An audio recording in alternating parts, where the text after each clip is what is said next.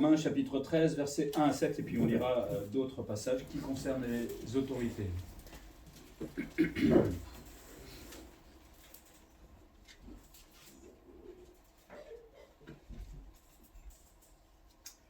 Verset 1 dans Romains 13, « Que toute personne soit soumise aux autorités supérieures, car il n'y a point d'autorité qui nous vienne de Dieu, et les autorités qui existent ont été instituées de Dieu.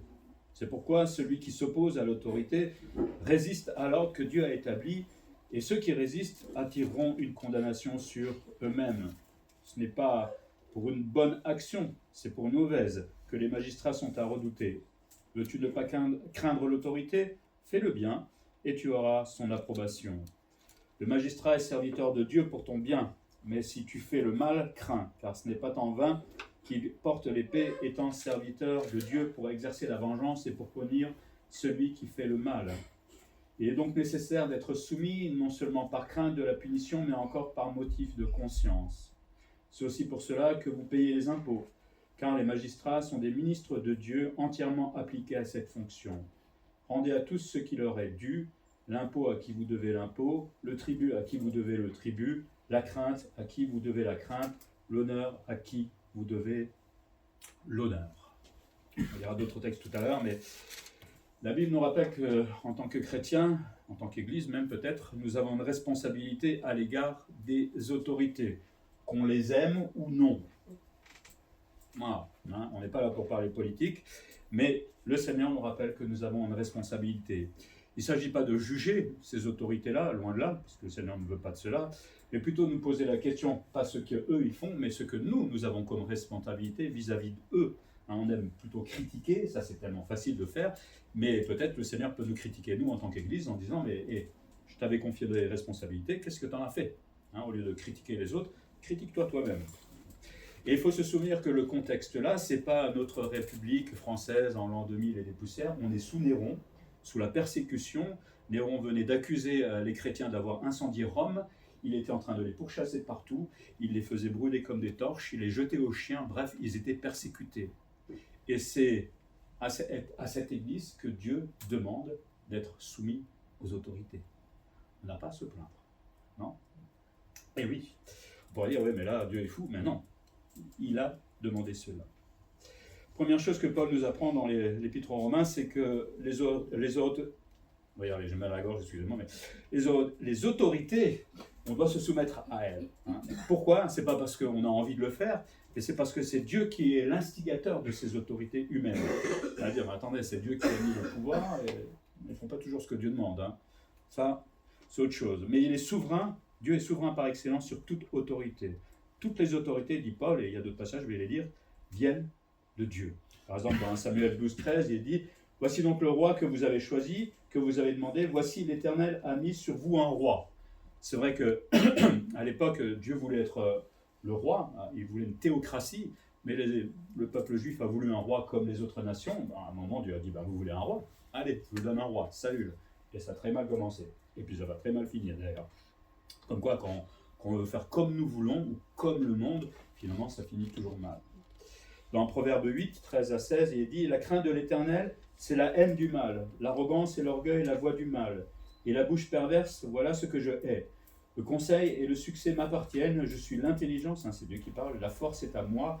Par moi les rois règnent, et les princes ordonnent ce qui est juste. Par moi gouvernent les chefs, les grands, tous les juges de la terre. » Nebuchadnezzar, quand il va faire déporter le peuple juif, était le messager, le ministre de Dieu. Il est dit clairement dans la Bible. Alors, c'est pas pour ça que Dieu approuvait ce qu'il faisait, mais Dieu règne sur toutes les autorités. C'est lui qui les fixe.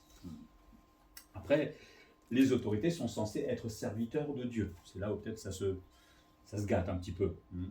Et on sait évidemment, par exemple, qu'en France, ils ne croient pas du tout en Dieu, mais sans le savoir, ils servent officiellement Dieu. En bien ou en mal, ça, on verra bien. En Genèse 9, 6, par exemple, le premier décret qui parle un peu de l'autorité, il est dit « Si quelqu'un verse le sang de l'homme, par l'homme son sang sera versé, car Dieu a fait l'homme à son image. » Et puis Dieu va créer les autorités pour justement, cadrer cette punition qui est des fois nécessaire, pour régler les problèmes criminels et pour punir tous ceux qui font le mal. Aujourd'hui, on a le gouvernement, on a tout un système judiciaire, en France par exemple. Mais on a besoin d'un gouvernement. Vous imaginez s'il n'y avait plus de gouvernement, même s'il ne nous plaît pas, ce serait l'anarchie. Chacun ferait ce qu'il voudrait. Vous allez au boulot, quand le chef n'est plus là, ça devient déjà le bazar. Alors imaginez qu'il n'y ait plus d'autorité du tout en France. Déjà, avec les autorités, c'est le bazar. Alors sans les autorités, qu'est-ce que ça donnerait? Une vraie anarchie. Mais pour autant, ce n'est pas parce que Dieu instaure les autorités qu'il est responsable de ce que font les autorités. Il faudrait que chaque lundi matin, les autorités en France se mettent à l'église, prient ensemble pour diriger le pays. Ça serait beau, ça, si on voyait ça. N'est-ce pas? Mais évidemment, ne croyant pas en Dieu, ils font leur propre choix et essaient de se dépatouiller avec ce qu'ils ont, avec leur propre regard, leur propre vision, parfois en allant même vers des choses occultes, hélas.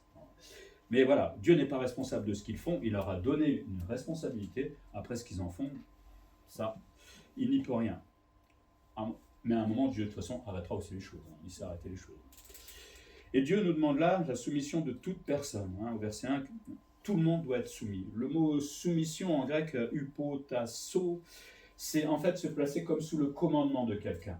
Si je veux être soumis à quelqu'un, c'est pour ceux qui étaient à l'armée, garde à vous, il y a mon commandant qui arrive et je vais lui obéir tout simplement. Le mot est un petit peu plus subtil, parle de coopérer aussi. En fait, en me soumettant, je coopère avec les autorités. Je suis responsable en tant que chrétien vis-à-vis des autorités, donc je veux coopérer. On va s'entendre jusqu'à quel point aussi tout à l'heure. Tout le monde, dit la Bible, doit obéissance à ses autorités, que ce soit les hommes, que ce soit les femmes, que ce soit les enfants de tout âge et de toute nationalité. On est censé obéir à nos autorités. Mais là, on s'adresse plus aux frères, donc à nous en tant que chrétiens. Et si nous sommes libres en Jésus-Christ, ça ne veut pas dire que nous faisons ce que nous voulons. Être libre en Jésus-Christ, ça veut dire aussi obéir à l'État jusqu'à une certaine limite. On en parlera tout à l'heure. D'accord ? Une soumission à l'égard de qui? Là, dans le contexte, on parle des autorités de notre pays, donc notre président, les ministres, le maire. On peut aller étendre un peu plus loin, peut-être jusqu'à notre patron. Si personne n'obéit à son patron, vous imaginez ce que ça donne. On peut étendre un peu plus loin parce qu'on peut parler de l'autorité aussi dans la famille, qui aujourd'hui est complètement perdue. Les enfants font ce qu'ils ont envie, les parents, ils ont démissionné, ils ont autre chose à faire, il faut jouer à la PlayStation, parce que sinon on ne va pas y arriver. Mais on voit aussi ce que ça donne aujourd'hui. C'est ça le problème. Regardez les gamins soumis à eux-mêmes, c'est terrible. Peut-être on peut encore étendre ça dans l'Église, puisque l'Église est censée être soumise à Dieu, soumise à Jésus-Christ, soumise aux responsables. Dans les couples, il y a aussi une soumission, mari et femme, enfin la femme au mari. Et puis il est dit aussi dans la Bible qu'on est censé se soumettre les uns aux autres. Finalement, cette soumission, elle est dans tous les domaines de notre vie. Comment se soumettre? Alors, il faut bien comprendre que se soumettre, c'est pas s'écraser devant quelqu'un et dire, quand on dit femme, soyez soumise à vos maris, c'est pas ça du tout. Loin de là. Elle coopère. Et moi-même, en tant que chrétien, je veux coopérer avec les autorités. C'est une attitude volontaire. On coopère seulement parce que je le veux. Alors, évidemment, on est censé le faire, mais c'est un choix que je fais. Je veux coopérer avec les autorités, tant que ça reste, on va dire, bibliquement correct, mais c'est mon choix de le faire. Je choisis aussi de me soumettre les uns aux autres dans l'Église. Je choisis de me soumettre à Jésus-Christ, à Dieu. C'est un choix que je fais. Et Dieu ne veut pas qu'on soit forcé de le faire, sinon c'est plus une soumission, c'est une dictature. Nous nous soumettons normalement à Christ parce qu'il est notre Seigneur. Je dis normalement parce que je me connais, je ne suis pas toujours soumis à Dieu non plus, mais il est censé être notre autorité devant lequel on fléchit le genou. Sinon, ce n'est pas la peine de l'appeler Seigneur, ça ne sert à rien. Il y a un paradoxe aussi, là, parce que, comme j'ai dit tout à l'heure, la soumission, ce n'est pas une attitude d'écrasement, voilà, on se répond là. C'est vraiment un acte volontaire. Je veux vraiment obéir à ces autorités, tant qu'elles ne me demandent pas de faire quelque chose qui est contraire à ce que demande la Bible et ce que demande Dieu. Mais c'est la même attitude que j'aurai vis-à-vis d'eux que j'ai vis-à-vis de Dieu. Comment je me soumets à Dieu tous les jours? Ce sera intéressant de voir ça. Chacun fait son bilan, vous connaissez. Mais de la même manière, peut-être parfois, je vais me soumettre ou pas à ces autorités ou dans certains domaines de ma vie. En fait, se soumettre, c'est le faire, mais avec amour. Quand je me soumets à Dieu, je me soumets avec amour. Si vous vous soumettez à Dieu parce qu'il faut le faire, parce que c'est Dieu, laissez tomber, c'est pas de la soumission, ça, c'est n'importe quoi. Quand Dieu me demande de lui obéir, j'essaie de le faire avec beaucoup d'amour et avec la joie de cet amour. Quelqu'un écrivait, se soumettre, c'est aimer. En somme, la relation d'autorité, de soumission et de liberté telle que nous la voyons au sein de la divinité est une relation d'amour pur. Il prend l'exemple de la Trinité. Le Fils obéit à son Père parce qu'il aime son Père et parce qu'il sait que le Père l'aime. Il n'est jamais question d'une obligation autre que celle de l'amour. Si on se soumet à Dieu, c'est parce que je l'aime, c'est surtout parce qu'il m'a d'abord aimé. On va étendre ça aux autorités. Je me soumets aux autorités parce que je les aime. Je ne sais pas si elles m'aiment, moi, mais pour l'instant, oui, quand même. On n'a quand même pas à se plaindre en France, hein, excusez-moi de le dire, mais voilà. Mais moi, c'est ma responsabilité vis-à-vis d'eux. Je les aime pas dans le sens où je suis d'accord avec eux, on se comprend bien, mais le Seigneur nous a demandé d'aimer son prochain, comme soi-même. Et c'est aussi mon prochain, hein, que ce soit le président, le ministre, etc. C'est mon prochain et je veux l'aimer comme j'aime n'importe quel prochain. C'est donc Jésus qui nous demande de nous soumettre aux autorités, c'est pas moi, hein, c'était que moi, mais c'est un ordre qui est direct. C'est pas une proposition et quand vous aurez l'occasion, soumettez-vous aux autorités. C'est quelque chose que l'Église devrait faire. On peut se poser la question, mais pourquoi se soumettre? On va lire dans 1 Pierre, chapitre 2, les versets 13 à 17.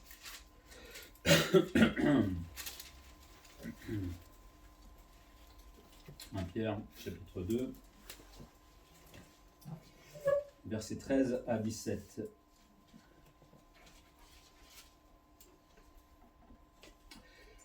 Soyez soumis à cause du Seigneur à toute autorité établie parmi les hommes, soit au roi comme souverain, soit au gouverneur comme envoyé par lui pour punir les malfaiteurs et pour approuver les gens de bien. Car c'est la volonté de Dieu qu'en pratiquant le bien, vous réduisiez au silence ces hommes ignorants et insensés, étant libres sans faire de la liberté un voile qui couvre la méchanceté, mais agissant comme des serviteurs de Dieu, honorez tout le monde, aimez les frères, craignez Dieu, honorez le roi. Si je me soumets aux autorités, ce n'est pas parce que j'ai envie de le faire, c'est parce que le Seigneur me le demande, tout simplement. C'est la personne de Christ qui devrait nous motiver. C'est un impératif aussi, on pourrait dire, hein. C'est la volonté vraiment de Dieu pour les chrétiens, mais à cause de Jésus-Christ. Quelque part, en nous soumettant aux autorités, on apporte aussi notre témoignage.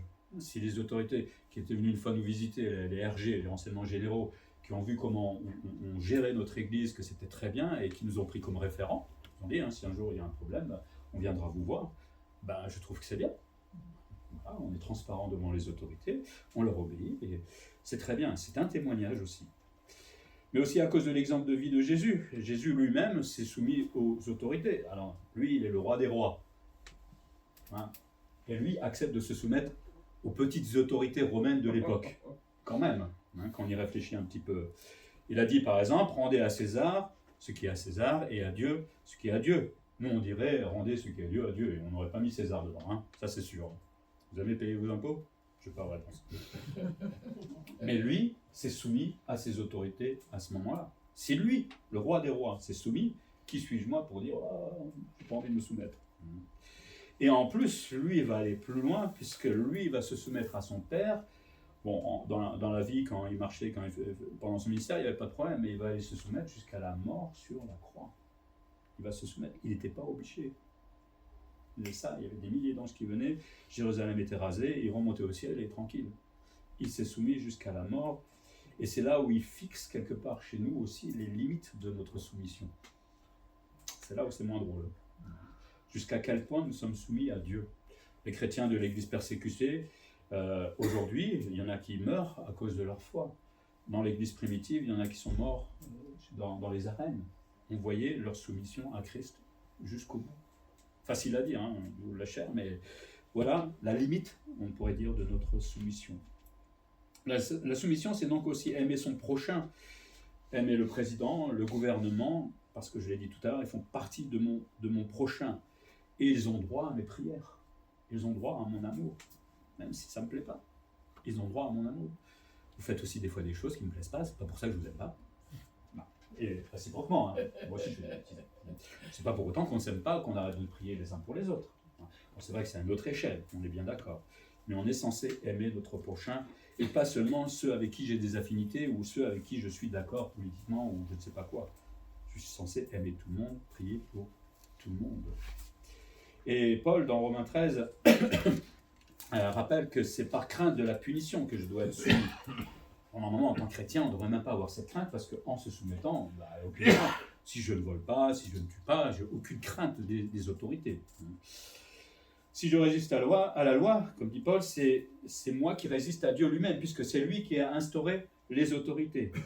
Résister à l'autorité, c'est résister à Dieu, et forcément, ça va attirer la punition sur moi. Paul de dire, l'État porte l'épée. On fait quoi avec une épée? On ne chatouille pas. On tranche la tête. C'est la peine de mort à l'époque. Et cet État a le pouvoir d'infliger la peine capitale. C'était pas valable que dans l'Ancien Testament. Moi, excusez-moi, je vais peut-être vous choquer, mais je suis toujours pour. Mais après, bon, il y a discussion là-dessus parce qu'il faudrait que, si on instaure ça, c'est que les gens soient devant Dieu, clairement, devant Dieu, comme ça se faisait dans l'Ancien Testament. Mais bon, ils ont le pouvoir d'infliger la peine capitale, ils ont le pouvoir de punir ceux qui font le mal. Heureusement d'ailleurs. Sinon, comment ça serait dans notre pays? Puis, il dit aussi par motif de conscience pour les chrétiens. En fait, le chrétien ne peut pas pécher, enfin, ne veut pas pécher, on va dire, ne peut pas, il en a oui aussi, mais est-ce que vous voulez pécher? Non. Mais à un moment, quand vous vous mettez en colère, on ne voulait pas, mais c'était trop fort. Voilà. Donc, le chrétien ne veut pas pécher, surtout vis-à-vis de l'autorité, et veut garder une bonne conscience devant ces autorités-là. Et c'est vrai que quand on a une bonne conscience, on n'a rien à craindre de la part des autorités. C'est la conscience du chrétien qui vient de Dieu, et c'est le Saint-Esprit qui nous transforme régulièrement, justement, pour qu'on soit clean à l'intérieur de nous et qu'on n'a rien à se reprocher. Si je ne mens pas aux autorités, si je ne vole pas les autorités, si je ne tue pas, eh bien je suis tranquille. Je peux aller voir monsieur le maire ou madame la maire tranquillement. Je n'ai rien à me reprocher. Donc le chrétien se soumet aux autorités, pas parce qu'il faut, mais parce qu'il veut obéir tout simplement à Dieu et parce qu'il aime Jésus-Christ et prend tout simplement son exemple à lui, de soumission au Père, soumission à l'État au moment où il était vivant. Puis Paul dit aussi que les autorités méritent notre respect. J'imagine dans votre tête en ce moment ce qui se passe. Ils méritent notre respect, je crois, comme notre prochain. Tout le monde mérite notre respect. Respecter, c'est ne pas s'opposer, en fait, à l'autorité, parce qu'il y a danger de s'opposer à eux. Le mot s'opposer dans le grec, c'est résister, et c'est même plus fort, c'est se ranger en bataille contre. Quand je résiste à l'autorité, c'est un peu comme si je dressais mon armée et que j'allais combattre le gouvernement. Il y a d'autres manières de s'opposer. On va dire, ah mais nous on ne va jamais faire une manifestation, on ne va jamais s'opposer à nos autorités. Code de la route.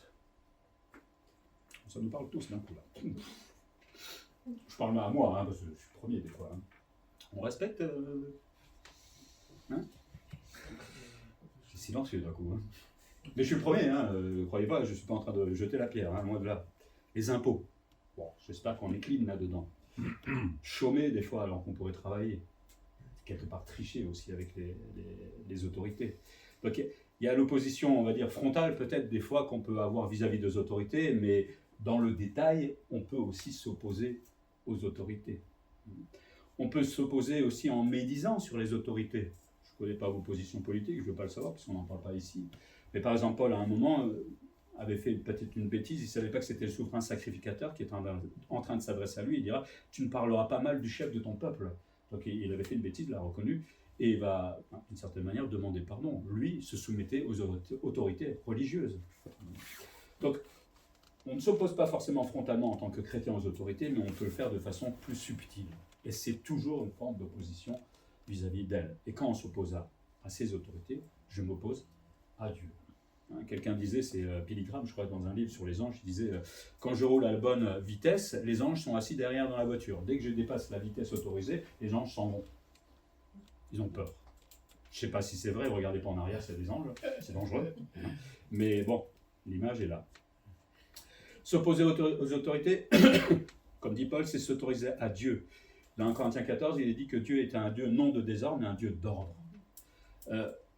Les autorités ont une forme d'ordre, mais alors Dieu est ordonné à un point qu'on ne peut même pas comprendre nous-mêmes.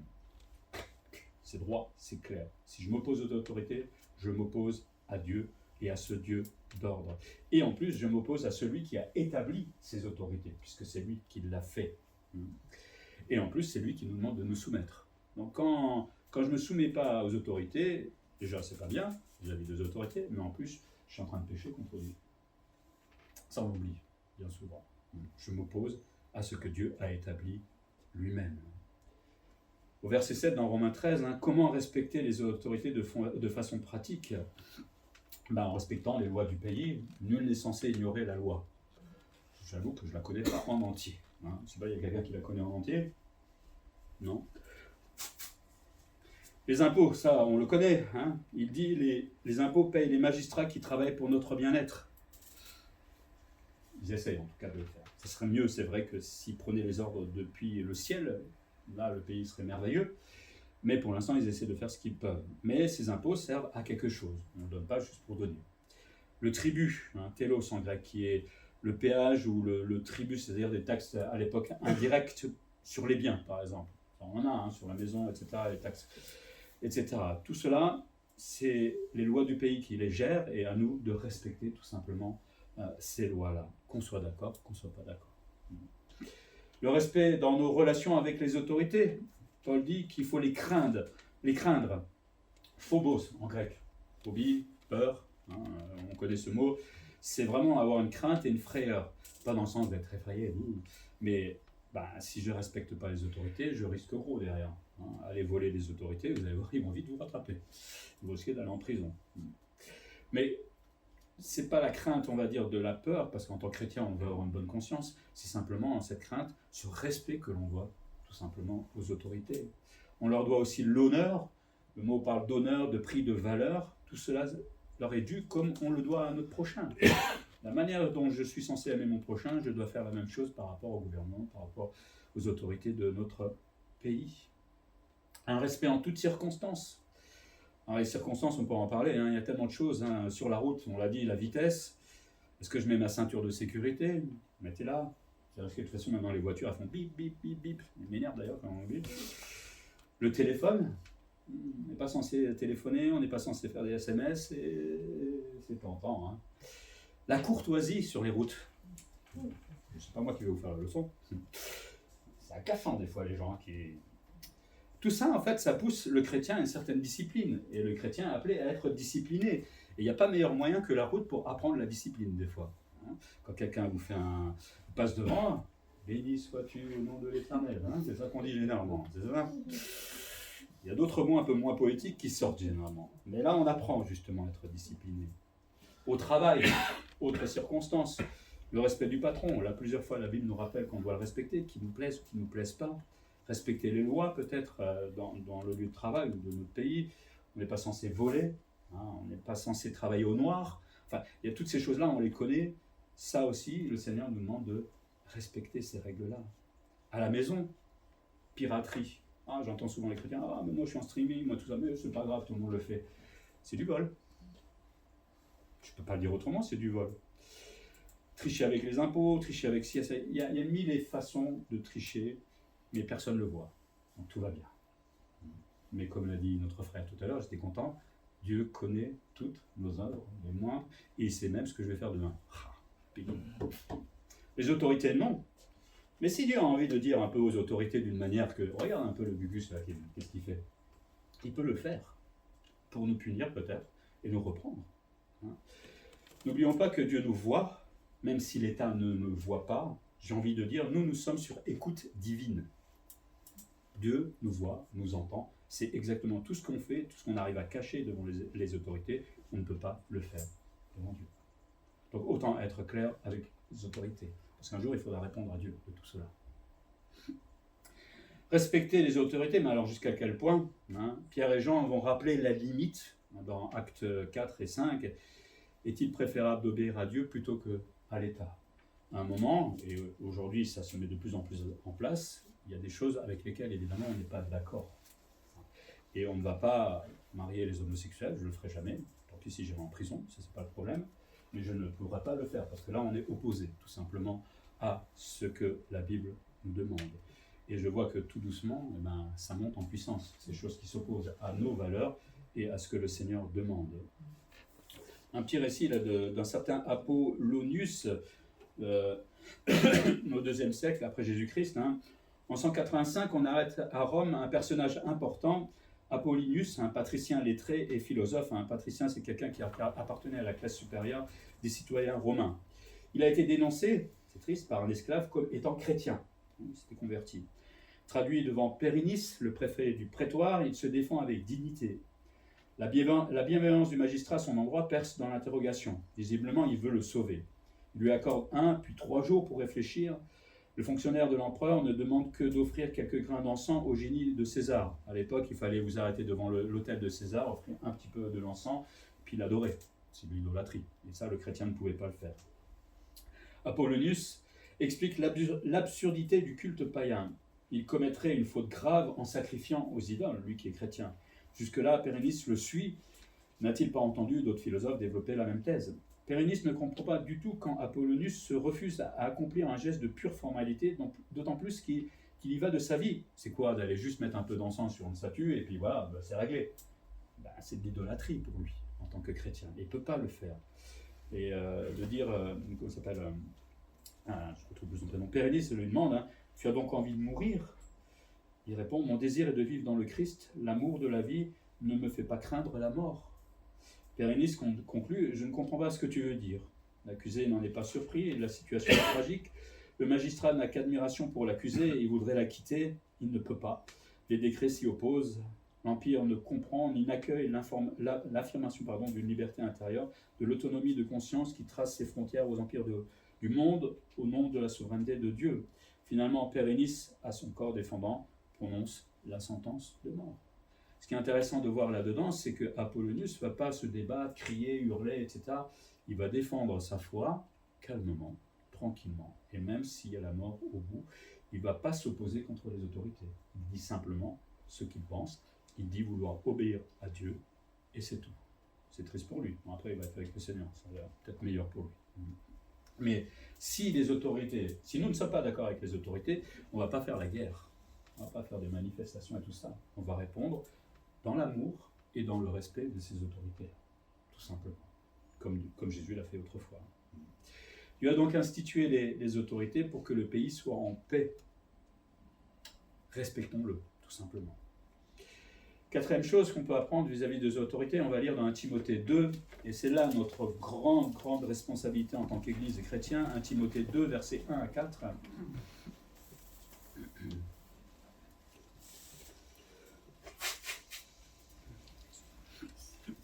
1 Timothée chapitre 2, versets 1 à 4.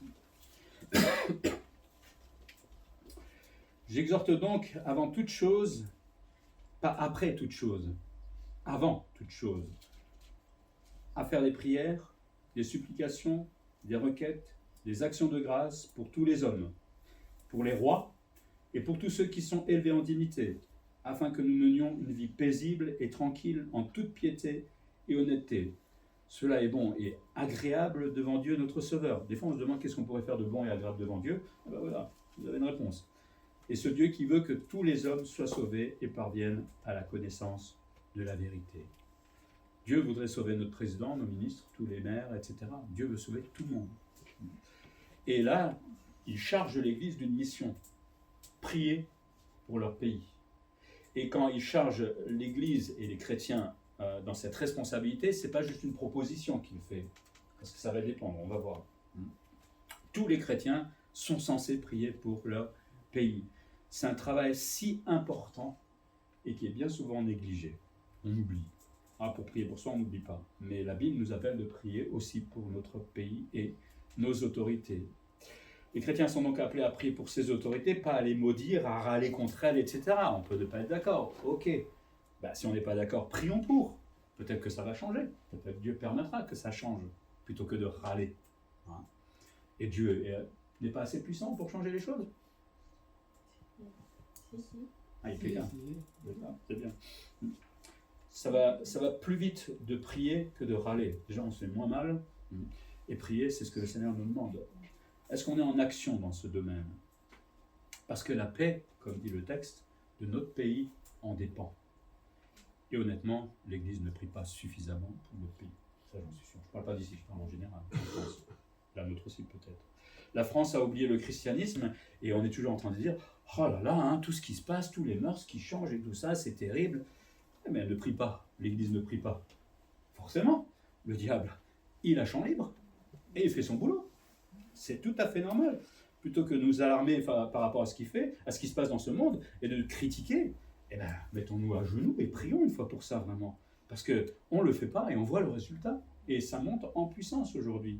Hein, mariage gay, GPA. Là, il y a une semaine ou deux, François m'a envoyé un petit article où on fait l'amalgame entre les évangéliques et les musulmans. Parce que les musulmans, ils sont basés sur l'Ancien Testament et les évangéliques aussi parlent de l'Ancien Testament. Il y a quelqu'un qui avait fait l'amalgame entre les deux. Vous imaginez? On nous prend pour des musulmans pour certains. Mais attendez, ça devient n'importe quoi là. Et puis, il y a la naissance d'une religion maintenant en France, laïque. C'est une religion. Vous savez que vous pouvez vous faire baptiser en tant que citoyen français. Quand vous devenez citoyen, vous êtes baptisé. Il y a un petit livret qui a été écrit là-dessus. Mais pourquoi tout ça se met en place? Alors, on va dire oui, mais c'est la fin des temps. Ok. Mais en même temps, est-ce qu'on prie vraiment suffisamment pour notre pays? Ça, c'est la grande question que je me pose. Et on voit l'importance de cette prière pour les autorités. Paul exhorte les chrétiens à de sages supplications pour leur pays. Il ne propose pas, il exhorte. Il dit, il faut le faire. C'est important. Et il a dit, avant toute chose, avant la télé, avant la radio, avant je ne sais pas quoi, avant tout ce qui nous prend notre temps, il y a une priorité, il y a une urgence pour le chrétien, à condition que vous ne voulez pas vivre en paix. Ça, c'est votre droit. Hein, si vous aimez la persécution, allez-y, moi, il n'y a aucun problème. Vous aimez la persécution? Vous imaginez si dimanche prochain, on nous interdit de venir à l'église, sinon vous allez en prison, ou on vous décapite, ou je ne sais pas quoi, vous viendrez? Eh oui.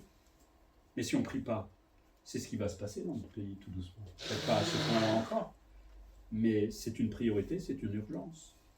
Et Paul donne plusieurs moyens de prier pour nos autorités. Il dit, faites des prières. C'est-à-dire, le mot parle de prier avec insistance. On voit là la régularité de la prière. Moi, je vous invite le mardi soir à venir prier avec François et moi, régulièrement, si vous avez le temps, ou le faire au moins à la maison, si vous avez le temps. Je ne prie pas que le mardi soir pour nos autorités, j'essaie de le faire aussi dans la semaine. Mais si tous les chrétiens le font en France, peut-être que les choses vont changer. Mais on oublie. Mais il y a cette régularité que le Seigneur nous impose. Hein, on ne fait pas une fois, on a prié une fois dans notre vie pour les autorités, ça y est, c'est réglé. Vous ne faites pas ça pour vous. Hein, je prie une fois pour moi, pour que tout aille bien dans ma vie, après j'arrête, c'est ça? Je crois que vous êtes tous les jours en train de demander à Dieu quelque chose. Ça, j'en suis convaincu, comme moi je le fais. Donc on voit bien qu'il y a besoin, nécessité d'une régularité. Il dit, un autre moyen, faire des supplications. On parle de supplier Dieu avec sur le cœur un fardeau. Oh Seigneur, bénis les autorités, amen. Pouf. Il n'y a pas de fardeau là, on s'en fiche en fait. Est-ce qu'on a compris le risque qu'il peut y avoir de ne plus être en paix dans notre pays? Là, d'un seul coup, ça devient un fardeau. Et n'attendons pas que ça arrive pour le comprendre. C'est ça le problème. Ça doit être un fardeau. Notre gouvernement doit être un fardeau, comme ma famille est un fardeau pour laquelle je prie, que j'aime. Voilà. Ben, normalement, le gouvernement, les autorités, tous ces gens méritent aussi qu'on prie pour eux de la même manière. Paul parle aussi de faire des requêtes. Le mot parle d'une espèce d'entrevue, on pourrait un peu exagérer en disant c'est visiter Dieu avec des sujets importants. Voilà. Alors les sujets les plus importants sont souvent les miens, parce que quand je vais visiter Dieu dans la prière, je dis Seigneur, j'ai besoin, Amen. De temps en temps, dit les autorités ont besoin de sagesse, les autorités ont besoin d'être sauvées, etc. De temps en temps de s'oublier, ça fait du bien de penser aux autres aussi. Et peut-être, qui sait, qu'est-ce qui va se passer en France si d'un seul coup l'Église se met vraiment à prier pour ses autorités. Et puis quatrième chose qui est moyen de prier, c'est les actions de grâce. Eh bien il nous dit quand on prie pour les autorités, on doit être plein de gratitude, de reconnaissance aussi pour la paix que nous avons actuellement. On le prie, on le dit souvent, mais est-ce qu'on le comprend vraiment? C'est chouette de pouvoir venir à l'église le dimanche matin en toute liberté, sans crainte. C'est formidable, non?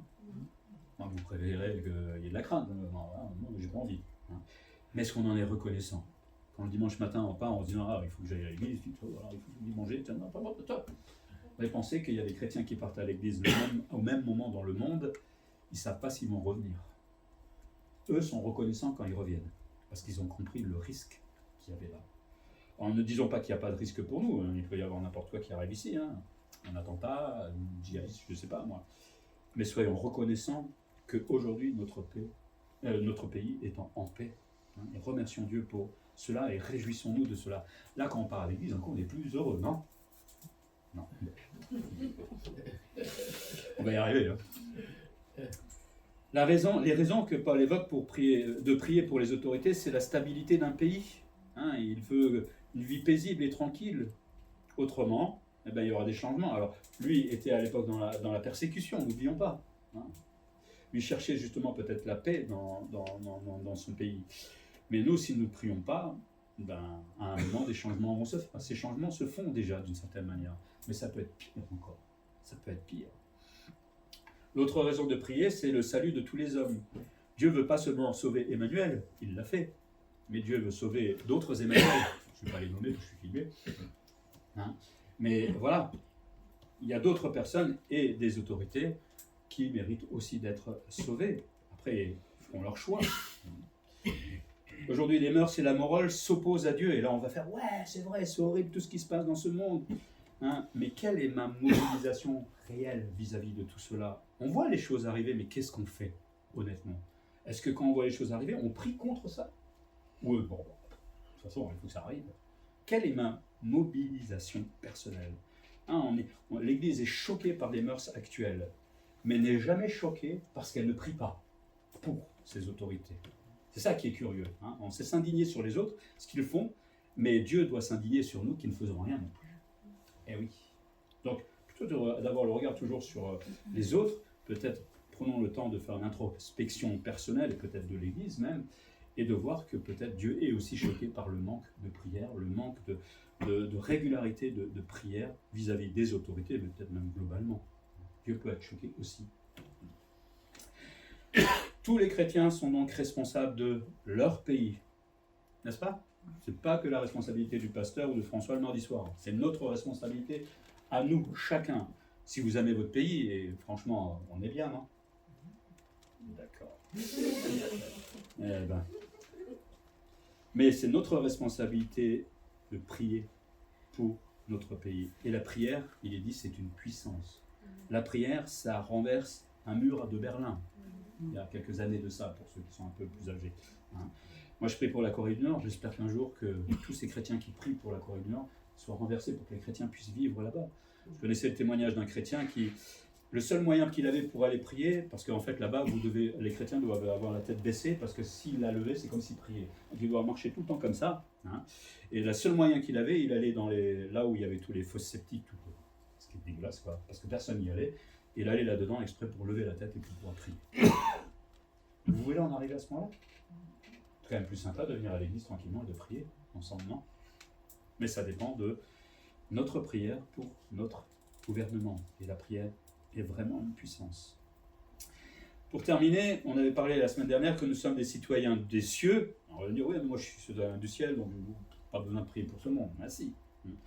Dieu, parce qu'on est citoyen des cieux, Dieu veut justement qu'on soit entièrement soumis à lui, à Jésus-Christ et à sa volonté. Et sa volonté, c'est justement de nous soumettre à nos autorités.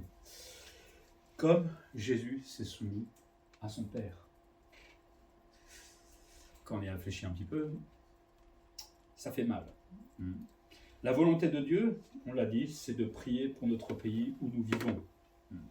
Qu'on soit en paix, qu'on soit dans la persécution, le Seigneur veut que l'on prie pour notre pays, même si on n'est pas d'accord avec eux. C'est notre responsabilité en tant qu'Église. Ce n'est pas juste une proposition, c'est une responsabilité. Et peut-être Dieu nous entendra rigueur un jour qu'on sera là-haut. Hein. Vous n'avez pas le temps de prier? Pas de problème. Satan, lui, il a le temps. Ah, lui, il a le temps. Hein. Vous n'avez pas le temps de prier, mais lui, il a le temps de bâtir sa stratégie pour fiche en l'air l'Église, de préparer la persécution. Lui, il le fait. Mais moi, je n'ai pas le temps de prier. Ah ouais, mais quelque part, je suis un peu responsable de le laisser faire, tout simplement. Et lui, il prépare la future persécution. Il est retenu en ce moment. Hein. On parle de la tribulation. À un moment, il sera lâché complètement. Alors là, ça va être un vrai massacre sur la terre. Mais en attendant, il est un peu retenu. Pourquoi? Parce qu'il y a le Saint-Esprit, parce qu'il y a l'Église, parce qu'il y a des gens qui prient aussi certainement pour freiner son ascension. Mais lui a le temps. Si lui a le temps, prenons aussi le temps de nous dire que là, il y a quand même quelque chose de grave auquel il faut réfléchir, à nous de nous tenir devant Dieu et prendre nos responsabilités. Vous êtes prêts à tenir ce défi? Ouais, aujourd'hui. Et demain. Et dans 10 ans. Vous C'est pas moi qui le demande, hein. C'est le Seigneur qui nous le demande, qui nous l'ordonne même, j'ai envie de dire. Et c'est un défi, c'est vrai que c'est pas simple de toujours prier, de prendre du temps, je reconnais, hein, je travaille comme vous maintenant, je vois encore mieux que c'est pas évident, mais 10 minutes, 15 minutes dans une semaine, c'est quand même pas la mer à boire. Même si vous ne pouvez pas venir à l'église, ça je le comprends parfaitement, mais dans votre culte personnel ou de famille, pour ces autorités, avec un fardeau, pas juste le faire pour le faire, hein. Mais ça doit être notre responsabilité, et c'est par des actes concrets que ça doit se faire, pas simplement en hypothèse ou en supposition. Prions pour ces autorités, prions pour notre pays, prions pour que nous soyons en paix, prions pour que ces autorités se convertissent, ça serait formidable. Comme ça on se dit, mais ça paraît invraisemblable. Ouais, mais la prière est une puissance. Dieu a fléchi le cœur de Nebuchadnezzar à un moment. Nebuchadnezzar, notre président, à côté, c'est rien, c'était un empereur, violent et tout ça, il l'a fait. Pourquoi? Peut-être parce qu'il y avait un Daniel ou d'autres qui priaient à ce moment-là. Qui sait? Vous croyez que Dieu peut changer les choses? Alors prions. Vraiment.